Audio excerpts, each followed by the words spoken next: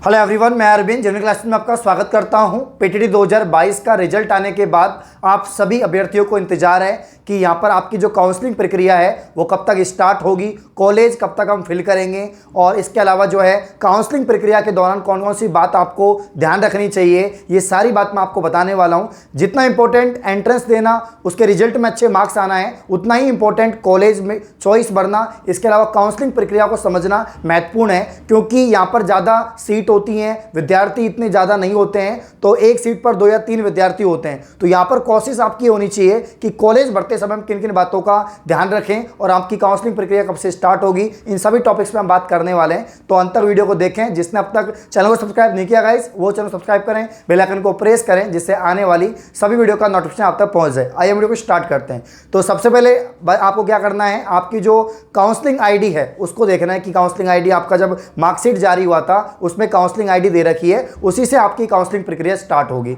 ठीक है, अब इस बार रिजल्ट जो है जल्दी आ गया है, तो काउंसलिंग प्रक्रिया भी जल्दी स्टार्ट होगी।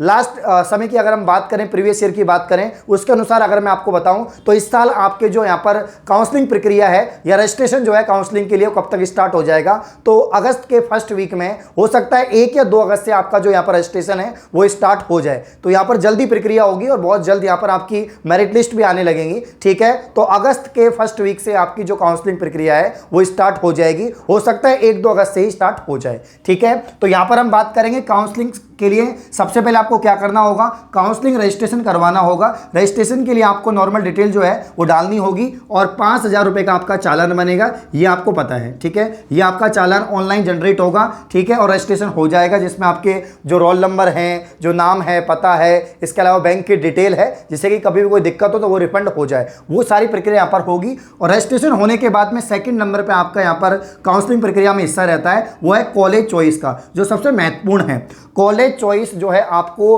आपके हिसाब से भरनी है। आपके पास चॉइस रहता है कि आप कौन सी डिस्ट्रिक्ट की कॉलेज लेना चाहते हैं, कौन कौन सी कॉलेज लेना चाहते हैं, कितनी कॉलेज लेना चाहते हैं, क्या आपको आपके ही डिस्ट्रिक्ट में कॉलेज चाहिए, बाहर चाहिए, वो आप सब आपके ऊपर निर्भर करता है। मेन चीज़ तो ये कि आपके मार्क्स पर निर्भर करता है कि आपके मार्क्स कितने हैं। अगर आपके मार्क्स 400 प्लस हैं, मैं फिर बता रहा हूं, किसी भी विद्यार्थी के मार्क्स अगर 400 प्लस हैं तो आपको ऑल राजस्थान करने की आवश्यकता नहीं है। आपको राजस्थान में आपके डिस्ट्रिक्ट में ही कॉलेज मिल जाएगी, चाहे आप किसी भी कैटेगरी के हो, जनरल के हो, ओबीसी के हो, डब्ल्यूएस के हो, एससी एसटी के हो। 400 प्लस मार्क्स बन रहे हैं तो आपको आपके डिस्ट्रिक्ट में कॉलेज मिल जाएगी, ये बात आपकी ध्यान रखना। बाकी 400 से कम नंबर हैं तो यहाँ पर आपको फिर ध्यान रखना पड़ेगा कि मैक्सिमम कॉलेज आपको अलॉट करनी पड़ेगी, मतलब मैक्सिमम कॉलेज आपको फिल करनी पड़ेगी। और उसके बाद में जो है यहाँ पर ऑल राजस्थान पे भी आपको क्लिक करना होगा। वीडियो में आगे बढ़ने से पहले मैं आपको बताना चाहता हूँ कि आपकी जो पीटीटी की प्रक्रिया वो तो चल ही रही है, आपकी काउंसलिंग प्रक्रिया चल रही है, अब बीएड में एडमिशन ले लेंगे आप, लेकिन अभी भी आपका ये मन होना चाहिए कि यार मुझे करना क्या है, बीएड तो मेरी होगी और आगे भी जो है टीचिंग फील्ड है, लेकिन अभी मुझे क्या करना है, मेरी ग्रेजुएशन कंप्लीट हो चुकी है,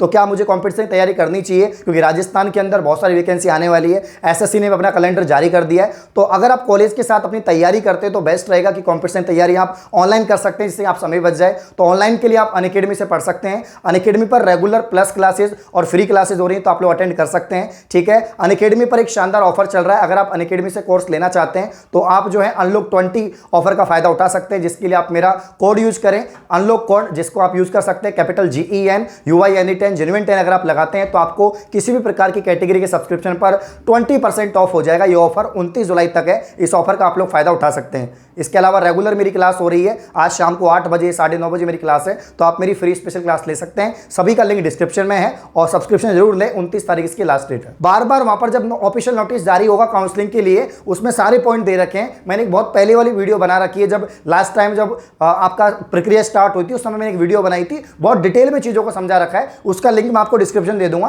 तो वहां से आप लोग देख लेना। ठीक है, तो यहां पर मैं आपको बता देता हूं कि कॉलेज चॉइस भरते समय आपको ध्यान रखना है, अगर आपके मार्क्स कम बन रहे हैं तो आपको मैक्सिमम कॉलेज चॉइस करना है और ऑल राजस्थान पे क्लिक करना है। एक ऑप्शन होता है ऑल राजस्थान का, कि मान लीजिए आपने जो चॉइस भरी है 40 कॉलेज 50 कॉलेज, उनमें से आपको चॉइस नहीं मिलती है, तो फिर अगर आप ऑल राजस्थान आपने क्लिक किया है तो पूरे राजस्थान के अंदर कहीं पर भी आपको कॉलेज मिल सकती है। ठीक है, और इसके अलावा कॉलेज का वरीयता क्रम, वरीयता क्रम का मतलब है कि आपको चाहिए कि यार मुझे पहली चॉइस या सेकंड चॉइस मिल जाए, तो पहली चॉइस में आप उस कॉलेज को रखें जो आपको चाहिए।